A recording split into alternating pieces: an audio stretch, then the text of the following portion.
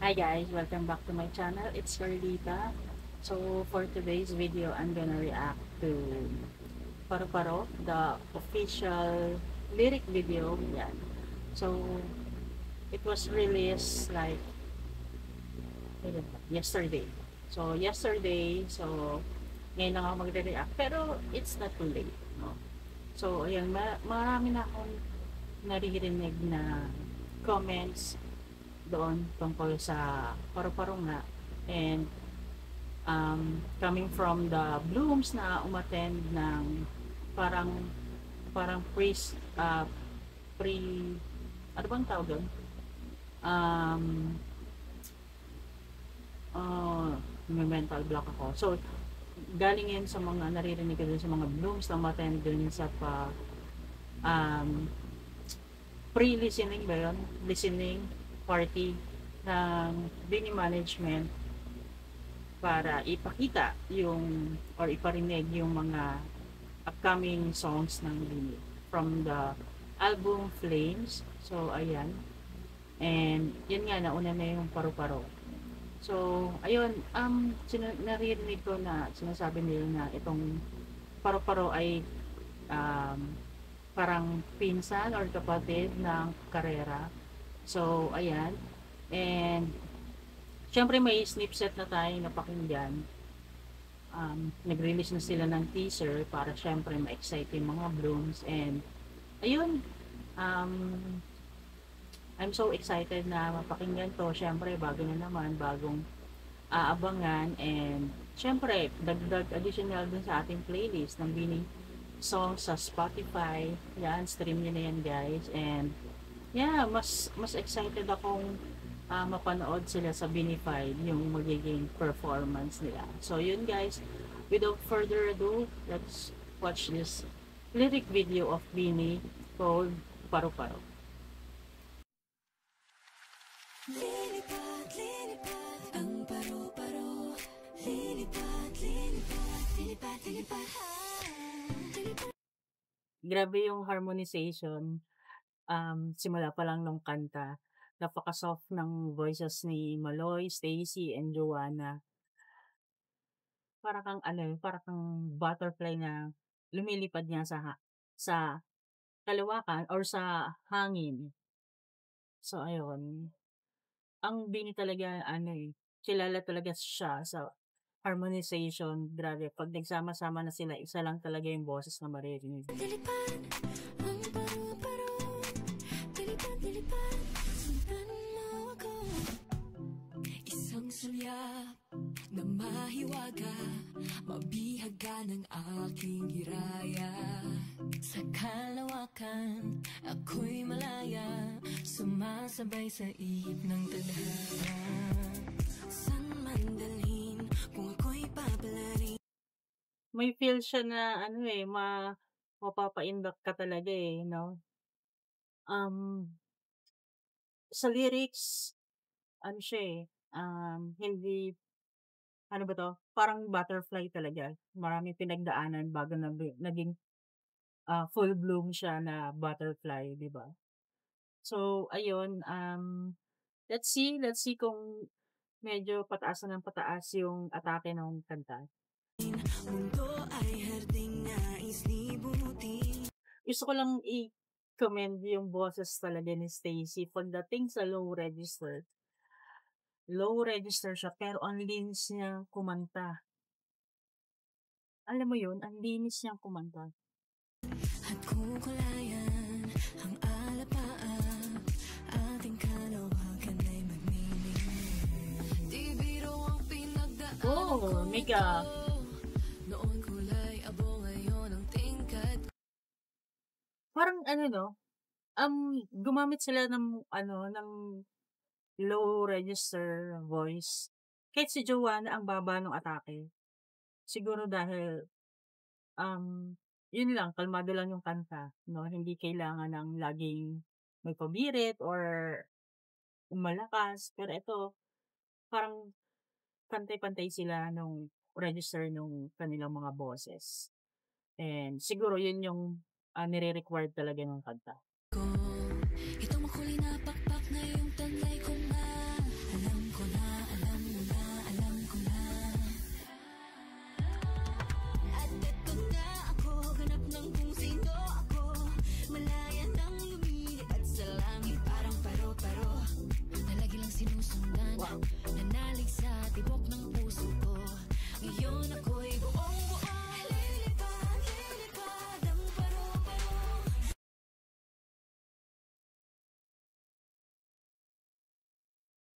Um, nakaka-LSS agad yung chorus niya, yung lilipad, lilipad ang paru-paro. Parang hindi na talaga maaalis sa isip mo 'yan. Grabe lang yung ano na, low register sila lahat pero ang ganda ng atake, 'di ba? Eto si Maloy medyo tumataas na siyempre, nag-e-elevate na yung kanta, eh. Lilipad, lilipad, sundan mo ako. Lilipad, lilipad, ang paru-paro. Lilipad, lilipad, sundan mo ako. Lilipad, lilipad, ang paru-paro. Gusto ko talaga 'tong line ni Stacy, nakaka-ano, nakaka-addict siya pakinggan na parang hindi ka magsasawa na pakinggan mo siya kahit maghapon. Lilipad, lilipad ang paru-paro. Hindi ako professional, disclaimer lang, hindi ako professional singer, napapakanta lang ako dahil kay Stacy. Lilipad, lilipad, sundan mo ako. Unti-unting maririnig sa naigdig ang sariling Grabe yung, musika. um, Sinulat ko sa pahina mga yung growth ng dalangin pagkanta ni sinagot mo Sheena. na. Magpapadala, anong Wow, makulit. sa akin ang takot. Grabe 'no, pag pakinggan mo yung si Colette and Maloy, iisa na lang yung boses nila, yung harmonization nila, walang umaangato lang. Maririnig sa naigdig ang sariling musika. Sinulat ko sa Kaya, pahina mga dalang-dalangin sinagot mo na. Di magpapadala, anong bang bulong sa akin ang takot. Kapalara'y iikot, buong loob oh, maghuhugutan ng lakas. Ang kasama si Maloy. Not one, not two, not three, but eight. Walo hanggang dulo, always been the same. Pagpak na makulay nga, iyo'y handa na sasabay sa hangin, abutin ang tala. Liputin man ang buong mundo, walang sino man ang katulad mo. San ka man dalhin ng hangin, ay di dapat humito. Just spread your wings, you're free to fly. Di biro ang Mapapa nakaka-indap yung ano, yung tugtog tsaka yung lyrics. Alam niyo pero sa tingin ko sinasabi nila na, um, ito ay pinsan ni Carrera, pero I think para sa'king opinyon, ito yung ano, eh, the evolution of Be Who You Are. Be Who You Are. Kasi na parang 'di ba yung sa Be Who You Are parang, tinuruan ka niyang to love yourself, be who you are, and meron din silang kantang Love Yourself, 'di ba? Tama ba? Tama. Pero para sa'kin Be Who You Are kasi parang nag-ano, eh, basta't evolution siya ng Be Who You Are kasi 'di ba dun sa Be Who You Are tinuturuan ka ng self-love. Then ito naman, um, the person went through, um, struggles or yung mga different different paths sa life, and yun nga parang naging paru-paro na siya, naging malaya. So ayun, then nagkakulay na, gumanda na, eh, 'di ba? Basta guys para sa'kin ano siya, eh, evolution siya ng be who you are or your love yourself. Okey lang kung, ang tingin ng iba is parang vibe ng karera. Sa song medyo upbeat 'to, eh. Yung karera hindi naman masyado, pero para sa'kin ano siya, eh, karugtong siya nung Love Yourself or Be Who You Are, yung, paru-paro. So ayun, para lang sa'kin siyempre may kanya-kanya tayong opinyon. Pero guys, try niyo ring pakinggan yung lyrics niya talaga, yung kuwento. Kaya ko siya nasabi na evolution siya nung, Love Yourself and Be Who You Are. Kasi dito naging paru-paro na siya, eh, 'di ba? Naging malaya na, makulay, and nakakalipad na siya on her own or 'di ba, parang kaya niya na. So, ayun, kasi from the path ng mga pinagdaanan niya, yun, maganda na siya, full bloom na siya, makulay and nakakalipad na. So, yun lang naman yung opinion ko doon sa, kung kanino siya connected. Siguro dahil na-connect siya sa karera dahil yung ending part nun, 'di ba? So, anyway, yun lang naman yung para sa'kin. Ako lang nakakaintindi. Ako lang sa sarili ko lang yung sinasabi ko. Daanan kong ito, noon kulay abong, ngayon ang tingkad ko. Itong makulay na pakpak ngayong taglay ko na. Mapapasayaw ka talaga, eh. Alam mo na, alam ko na. Lilipad ang paro-paro, lilipad, sundan mo. Guys, naisip ko lang, what if sa Benefied, meron silang harness tig-isa, tapos umiikot sila dun. Alam niyo yung ano, yung railings nung ano, pero paano ba, wala namang poste dun, eh. Walang poste sa ano, para mag-ano sila, eh, yung katulad nung sa Grand Biniverse na umangat sila, parang sa iconic yun kapag ginawa ng BINI yun, so may paru-paro, yung paru-paro tapos naka-ano sila, naka-harness sila tapos nagsu-swing-swing sila sa taas natin, makikita natin sila tapos tapos may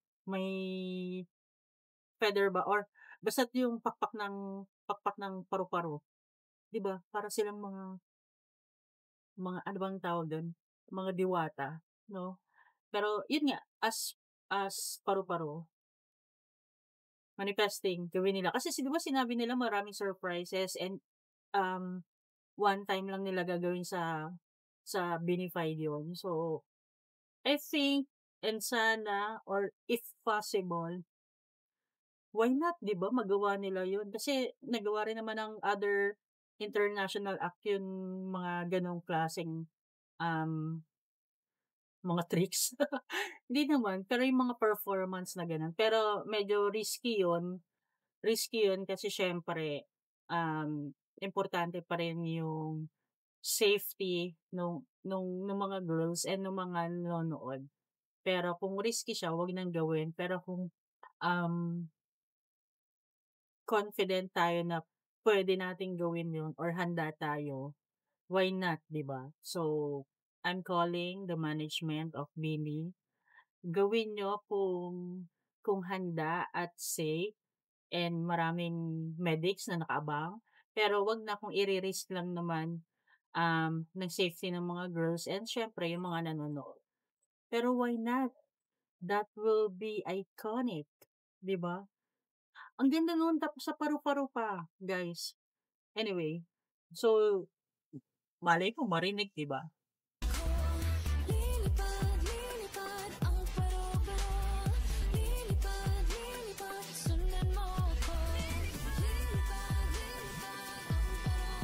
paro-paro, lilipad, Grabe yung adlib ni Joanna and Nicolette.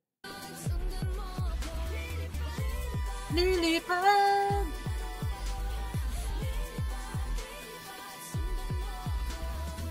Lilipad, lilipad ang paro-paro, lilipad, sundan mo ko. Yan guys, lilipad, ang paru-paro. I love Stacy's line, yung pagkakanta niya napakalinaw, low registered yung voice pero napakalinaw and ang sarap sa tenga. And nakakaano lang siya, nakaka-LSS yung lyrics niya. So ayun,